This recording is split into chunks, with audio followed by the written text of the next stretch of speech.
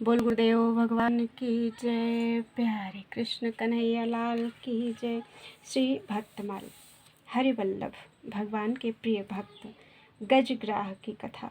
द्रविड़ देश में पहले पांड्य राज्य के एक राजा थे, इंद्रद्युम्न। वे सदा भगवान के स्मरण, ध्यान, पूजन तथा नाम जप में ही लगे रहते थे। एक बार वे कुलाचल पर्वत पर मौन होकर वानप्रस्थ आश्रम स्वीकार करके श्रीहरि की अर्चा करते थे। उसी समय वहां शिष्यों के साथ अगस्त्य जी पधारे।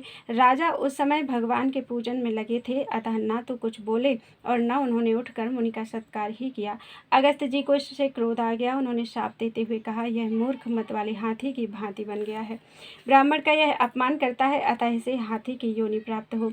शाप देकर अगस्त्य जी चले गए। उनके शाप के प्रभाव से शरीर छूटने पर राजा इंद्रद्युम्न क्षीर सागर के मध्य त्रिकूट पर्वत पर हाथी हुए। वे बड़े ही बलवान थे। उनके भय से वहां व्याघ्र सिंह भी गुफाओं में छिप जाते थे। एक बार वे गजराज अपने यूथ की हथिनियों और कलभों के साथ वन में घूम रहे थे। धूप लगने पर जब प्यास लगी तब कमल की गंध सूंघते हुए वह यूथ वहां के सरोवरों में पहुंचा। वह सरोवर बहुत ही विशाल था, उसमें स्वच्छ जल भरा था, कमल खिले थे। सभी हाथियों ने जल पिया, स्नान किया और परस्पर सूंड में जल लेकर उछालते हुए जल क्रीड़ा करने लगे। उस सरोवर में महर्षि देवल के शाप से ग्राह होकर हुहु नामक गंधर्व रहता था। वह ग्राह जल क्रीड़ा करते हुए गजराज के पास चुपके से आया और पैर पकड़कर उन्हें जल में खींचने लगा। गजराज ने चिंगाड़ मारी, दूसरे हाथियों ने भी सहारा दिया, किंतु ग्राह बहुत बलवान था। दूसरे हाथी शीघ्र ही थक गए। कभी ग्राह जल की ओर खींच ले जाता और कभी गजराज उसे किनारे के पास खींच लाते। इस प्रकार बराबर दोनों एक दूसरे को खींचते रहे।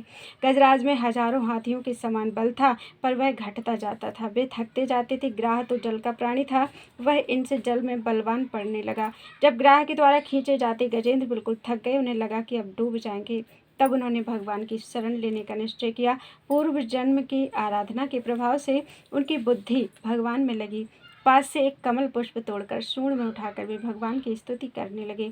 जब कोई अत्यंत कातर होकर भगवान को पुकारता है, तब वे दयामय एक क्षण की भी देर नहीं करते। कातर कंठ से गजराज भगवान की स्तुति कर रहे थे। देवता भी उनके स्वर में स्वर मिलाकर भगवान का स्तवन कर रहे थे। उसी समय भगवान गरुड़ पर बैठे वहां प्रकट हुए। भगवान का दर्शन करके गजराज ने वह पुष्प ऊपर उछाल कर कहा, नारायण, निखिल जगत के गुरु भगवान, आपको नमस्कार है। आते ही भगवान ने एक हाथ से गजराज को ग्राह के सहित जल में से निकालकर पृथ्वी पर रख दिया। अपने चक्र से ग्राह का मुख फाड़कर भगवान ने गजराज को छुड़ाया। भगवान के चक्र से मरकर ग्राह ऋषि के साप से छूटकर फिर गंधर्व हो गया। उसने भगवान की स्तुति की और उनकी आज्ञा लेकर वह अपने लोक को चला गया।